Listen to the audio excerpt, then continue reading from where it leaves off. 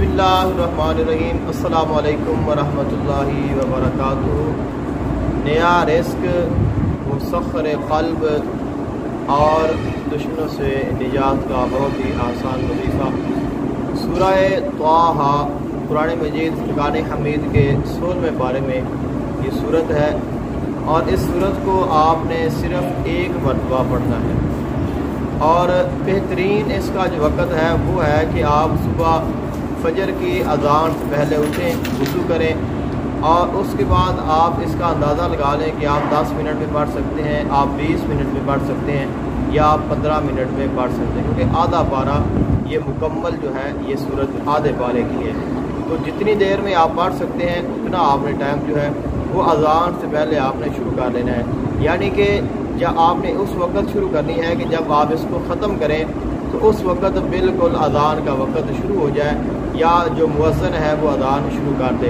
यानी कि अज़ान से पहले आपने इसको पढ़ना है, लेकिन इसको ख़त्म आपने बिल्कुल अज़ान के वक़्त करना है।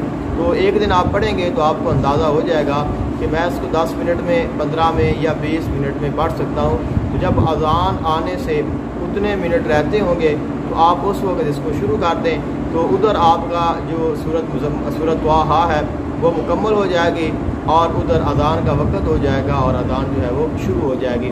तो ये इसका बेहतरीन वक़्त है।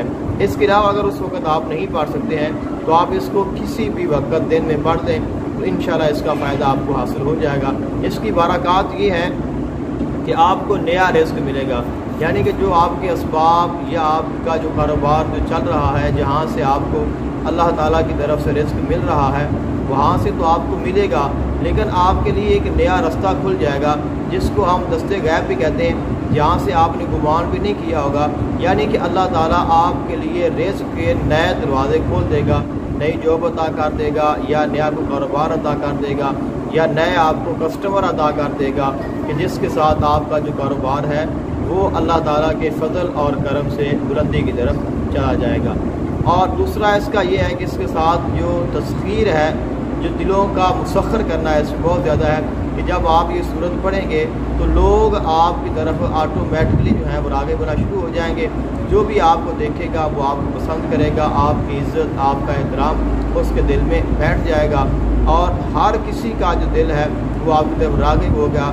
यानी कि इसके साथ तमाम लोगों के जो क़ुलूब हैं वो आपकी तरफ जो है वो मुसख्खर हो जाएंगे। और सबसे बड़ा जो है कि अगर कोई खामद पढ़ेगा तो उसकी जो बीवी है वो उसके लिए मुसख्खर हो जाएगी। अगर ख़ास कर औरत पढ़ती है तो वो अपने खामद को अपने ताबे और अपना फरमा बरदार कर सकती है।